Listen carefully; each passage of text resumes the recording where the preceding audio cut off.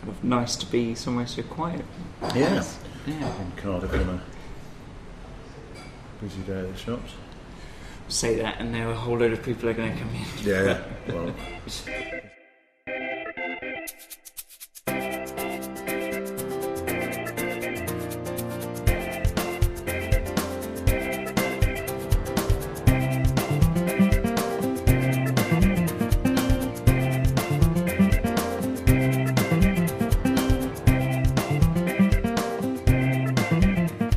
Alistair Barrie, thank you very much. My pleasure. Thank you for having me. You're very welcome. And you're here in Cardiff, Yep. And you were saying that you kind of enjoy this kind of thing because you went onto stage yesterday, perhaps a bit too excited. Well, it's to be honest, the Glee in Cardiff is one of the best rooms in the country. It's especially on a Friday and Saturday night when it's sold out. There's 450, I think, maybe as many as 500 they get in there. Mm-hmm. And I played the opening weekend 10 years ago.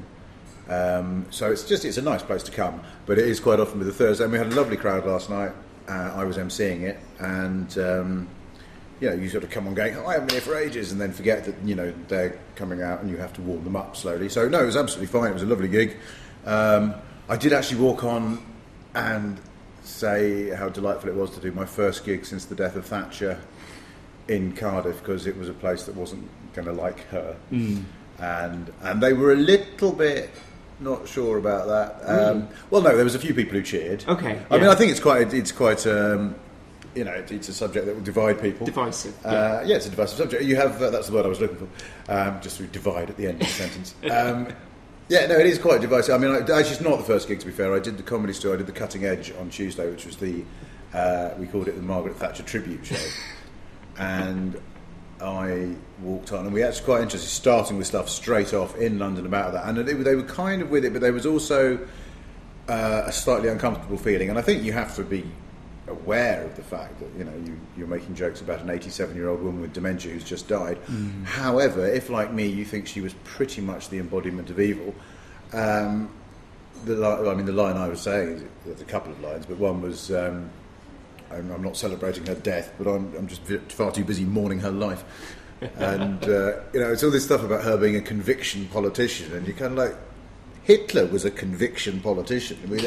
I mean, but you want to. I did, and last night I kind of went steaming straight in on it, and then kind of went, well, maybe I should just sort of say hello first. Well, it's interesting. I think with all the media coverage, it's like she had some strong views, and it's like, it's kind of. Did she ever?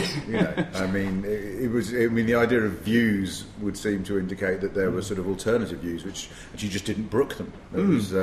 But to be honest, this is where you have to be careful as a comedian and remember your job is to make people laugh. Because, as far as I'm concerned, the culture that she allowed, based on Reaganomics in many ways, the free market model, taking away manufacturing and just deregulating everything, privatising everything, meant that we're now in the situation we are now, where there's financial crime rife across the country. There's lots of people making money where they shouldn't be making money, and there's no genuine basis. I mean, I do hold her and Reagan's philosophies kind of guilt. I think they're guilty of a lot of the problems we have now. So, as you will have seen from no laughs at all in that sort of little diatribe, you have to be careful when you're a comic that you fit the jokes and stuff. No, totally. Has it changed things entirely now for you? Are you... Not entirely. I mean, no. I'm a topical comedian, so you react to events. And interestingly, at the Comedy Store, when we kind of came on and said some stuff, a couple of people were like, "Ooh," and it's, you see it all over the media. I mean, we're filming this, the week of her death, and it's still the biggest story in the news. She's a huge figure. But it was quite interesting last night. There was some cheers, and then there was a little bit of, discomfort. And as a result of it, I mean, I was making jokes about that I was far too young to remember her, and I was in fact 16 and had been made the new police youth commissioner because there was that girl Paris Brown, that joke works this week. It won't work in a couple of weeks. But stuff about Thatcher, I think is going to have longevity. Would live on. Yes. I mean, but everything that you'd written up until this point, you kind of think, is that kind of completely futile? No, not at all. I mean, the funny thing about topical material is people go, oh my god, it just disappears. But you do. I mean, there's a certain, you can be lazy, and I think we're all guilty of that from time to time. Of kind of like when Silvio Berlusconi announced a comeback, it was a bit of me going, oh yes, because you just get out all the notes that you shelved about a year ago. But no, it doesn't make it obsolete.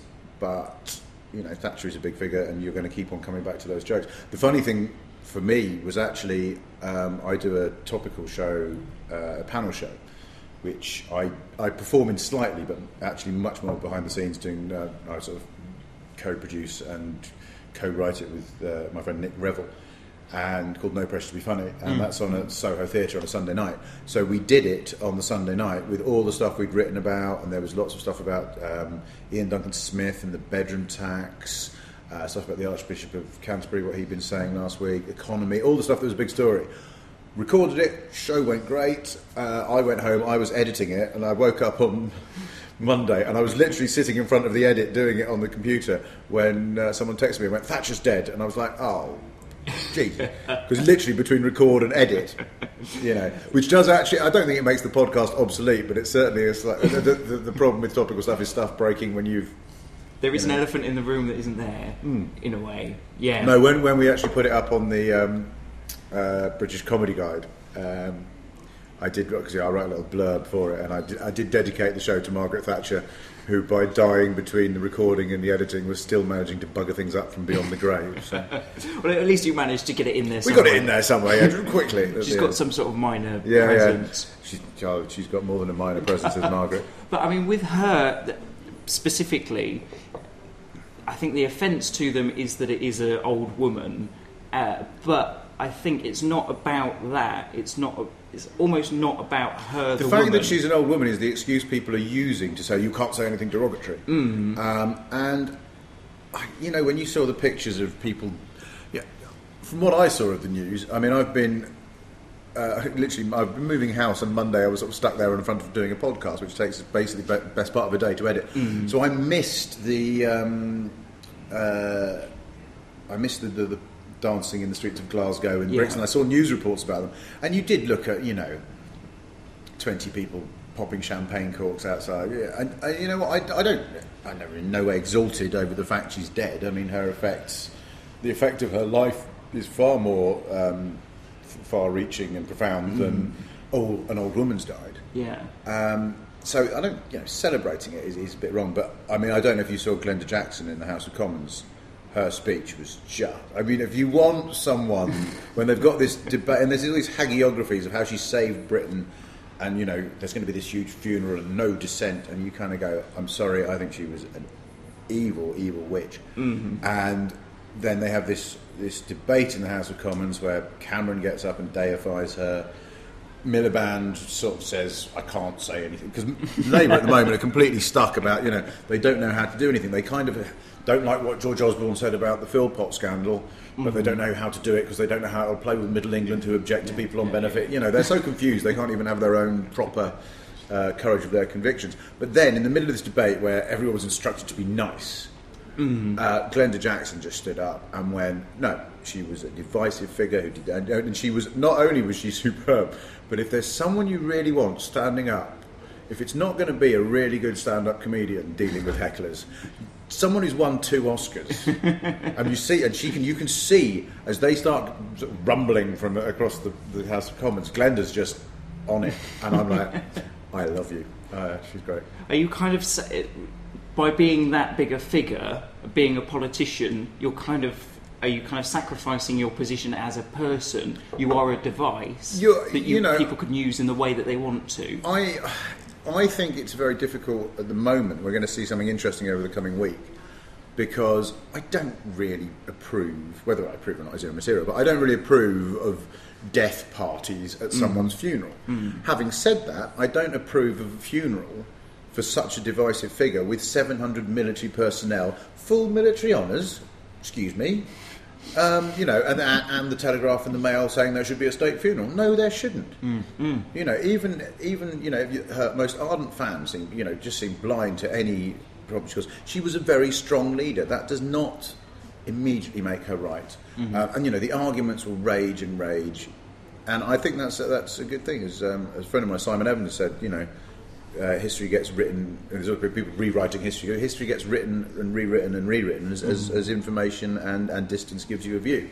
But I think, in my opinion, as her actions in deregulation of everything and pushing the free market so assiduously have led to problems that we are living with today, and which are getting worse and worse. And we're into triple dip now. I don't think we would be in a similar situation if she. Obviously, things at the end of the 70s needed changing, but not, I don't think, in the way she did. And so, she's a divisive figure, but she is not. We're not talking about an 87-year-old woman. We're talking about a political philosophy, and you're allowed to criticise that. Yes, yeah. No, it's very serious for a podcast about comedy, isn't it? No, it's all right. I mean, it's an important issue, and also you're kind of glad that it's come up so we can talk about these things more. I think that's interesting. I think that's a very good point. And I think it's a weird one as a comedian, again. I mean, I know full well there are times when I've gone on stage and I start sounding off about Cameron and this, that and the other, and you can just feel the audience sort of going, I mean, and you know what, the stuff works. I like to think I'm pretty good at it, and I wouldn't make my living if I didn't. But there is, without doubt, there are people sitting in the audience going, can you not talk about, I don't know, your cock, and you know what, I do at times, and I think there's nothing off limits to comedy. I've got literally last weekend I spent moving in with my girlfriend, and I was on stage the other night, and I hadn't actually written it. I just stood on stage and went, I've just moved in with my girlfriend because I'm really sick of things being where I put them, and this got this lovely little laugh, and I went, ooh. And that's, as a comic, and I kind of went, oh, and now that's starting to become a whole routine. And so I've got a routine. I mean, I've almost got an IKEA routine, right? But I'm very wary of those. In fact, I did write today. So I've nearly got an IKEA routine, but ironically, I couldn't complete it, which I think may have some. But this is the thing, you want to cover everything. But I mean, how do you feel if you come up with a good joke? Is there certain stuff that isn't you, and you think you could get a laugh, but it's No, because I think if you come up with it, it's you. And I mean, I've written for other people, and there's, I have a certain style.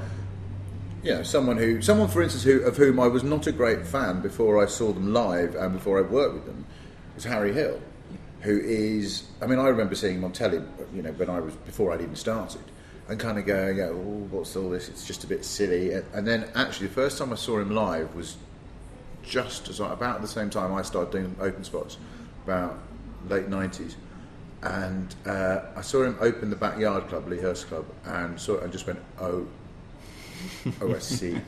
And he writes phenomenal jokes. He's an amazing performer. He's a very nice bloke, very unassuming, and he lives in Battersea where I live, and I completely walked past him the other day because off stage he doesn't look like Harry, and but he's if I was to come on and kind of go, come on Jaws and Morrissey, and people would go, unless I really worked it, and he does something that makes it look very easy. So that's not my style.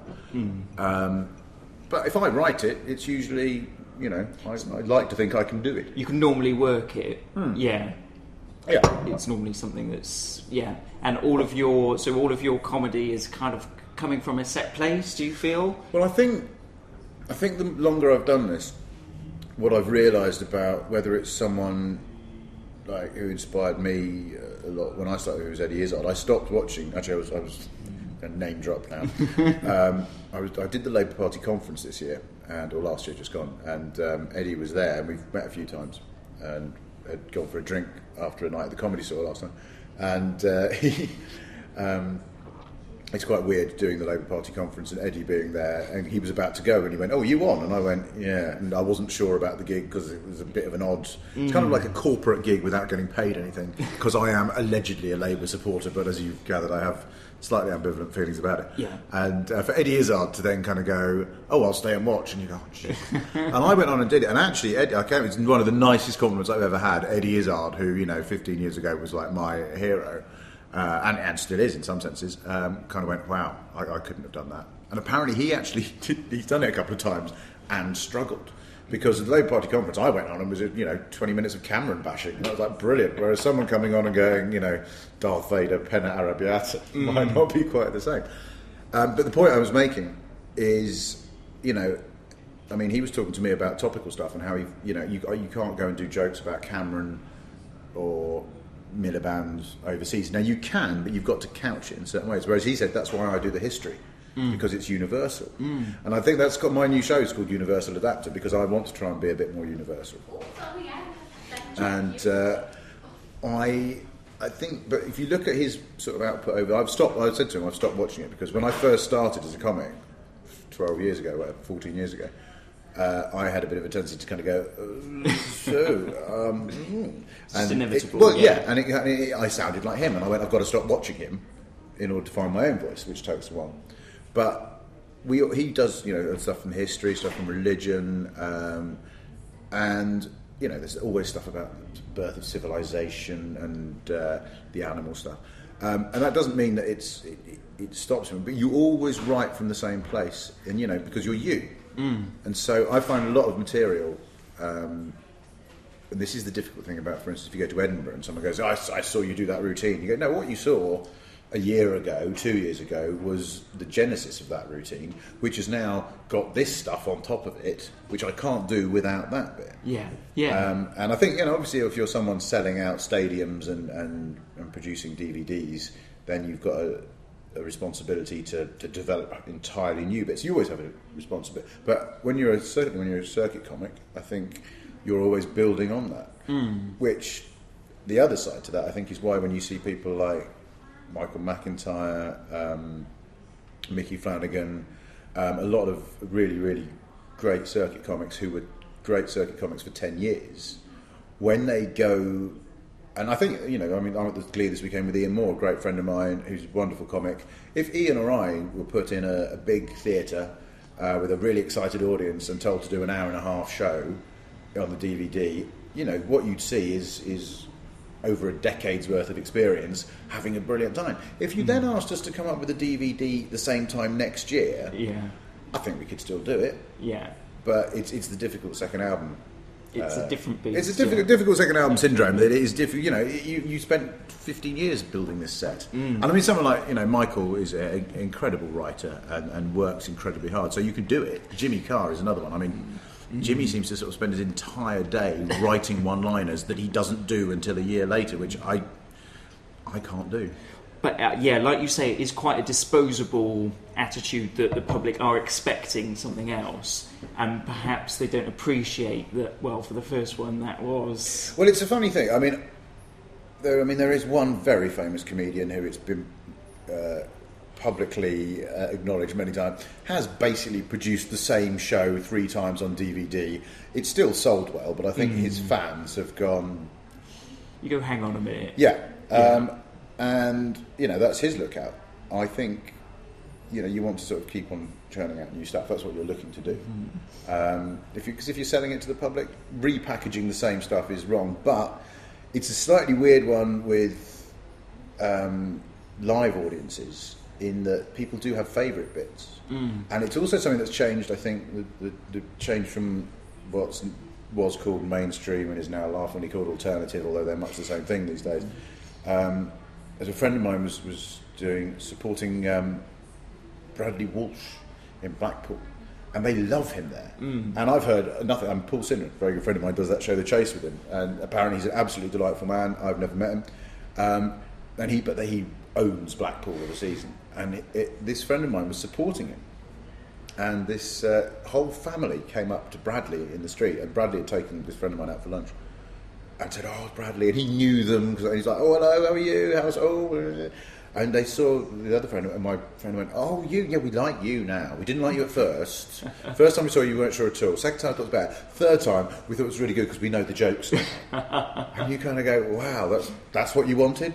And so people do. I mean, I did a show for the troops actually in Cyprus, and I was meant to be one lot one night, one lot the next night. And half of them had to stay for another day.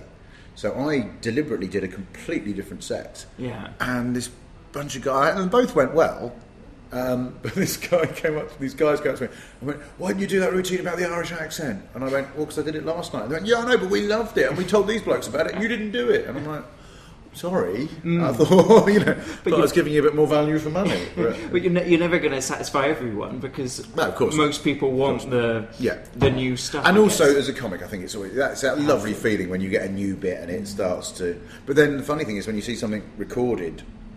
I mean, I've got a recording of a corporate I did. Which was somehow I was lucky enough there was a professional recording set up at the corporate, so I went, can I have a DVD of that? And there is the genesis, again, use that word, genesis of a routine that then became a mainstay of my act, and it's literally like a line, and it's quite interesting to see that develop. Okay. So yeah. So you were saying your next step is to maybe try and be a little bit more inclusive than you have been? I don't know if that's quite right. I mean, I like to think I'm inclusive. I like to think that as a topical comic, I know that some people... I mean, if I'm standing up and... We started talking about Thatcher. If I'm standing up and going, this bloody woman, and there's a 20-year-old in the front row who, was 2 years away from being on the planet before 3 years, when she resigned, So... You want to be inclusive. You're not always going to appeal to everyone, and as you get a bit older, you've got there's certain touchstones for everyone. Christ, Cardiff. If I start talking about Ivor the Engine right now, and there's a bunch of people in who are just about celebrating 18th birthday, they don't know what the fuck I'm talking about. Yeah. So, but you always want to be universal. But I did decide for my show. I think is at the moment, because of the podcast, I do a lot of writing that is topical. Yeah. And I quite fancied for my stand-up. Doing something that was a bit more, universal is the right word. I was always quite suspicious of doing stuff about relationships and sex, and I say, things like drugs. They're a lot of the mainstays of stuff that people, when they first start as comics, you see the look-alike joke, and then there's loads of tropes that you see, and you go, oh, there's your bit about this, and I always think that those it's like, not that there's any, the old adage, isn't it, that there's no such thing as a hack subject, just hack material. Yeah. And, someone can do it excellent. Adi van der Borg, I was working with him last week at Manchester Comedy Store, and he's got a hilarious routine about Ryanair.